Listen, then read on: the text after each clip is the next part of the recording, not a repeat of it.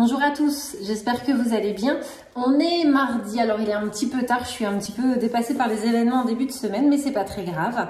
Me voilà quand même pour le 2 minutes pour comprendre. Aujourd'hui on parle de 3 lettres, le PTZ. Est-ce que tu sais ce que ça veut dire, PTZ? C'est le prêt à taux zéro. Le prêt à taux zéro, c'est un dispositif de soutien pour l'accession à la propriété des personnes qui ont un revenu modeste ou modéré. Ça permet d'acquérir sa résidence principale et c'est accordé sous condition de ressources. Chaque cas est particulier, comme très souvent dans ce genre d'aide. On ne peut pas faire une généralité de chaque cas. Il faut prendre un petit peu de temps pour regarder ce qu'il en est.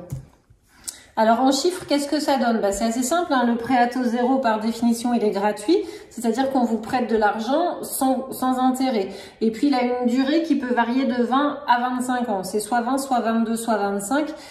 Il est souvent associé à un différé de remboursement, c'est-à-dire qu'on ne le rembourse pas tout de suite, on le rembourse un petit peu plus tard.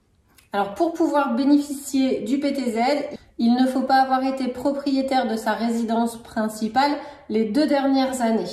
Et puis il y a une autre petite subtilité, ça fonctionne par exemple ici nous pour des prix qui sont pas très élevés, ça peut pas financer l'entièreté d'une maison, il faut absolument qu'il soit complété par un autre prêt. Ça fonctionne en partie par rapport à un zonage, ils ont découpé la France en zones. Dans le logement ancien, ça fonctionne en zone C et en zone B2. Sur la carte, la zone C est en blanc, la zone B2 est en bleu clair.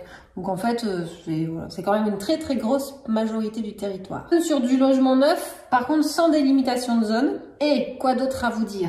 Alors il y a d'autres conditions pour avoir le droit au PTZ dans l'ancien. Il faut un minimum de 25% de travaux sur le prêt demandé et il faut que tu puisses améliorer ses propriétés énergétiques. On revient aux passoires énergétiques d'il n'y a pas très longtemps. Voilà, le but c'est vraiment d'améliorer le rendement de ces maisons-là. Et puis il y a un plafond de ressources. Alors, il est un peu compliqué parce qu'il varie en fonction de la zone, ça varie en fonction du nombre de personnes qui est hébergées sous le même toit.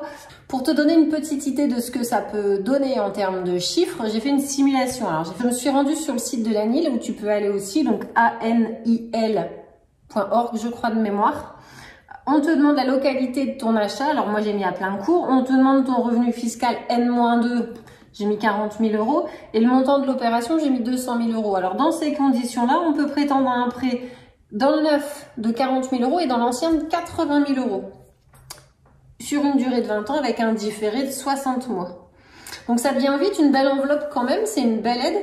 Il faut prendre 3 petites minutes pour faire une simulation et puis voir si vous pouvez prétendre.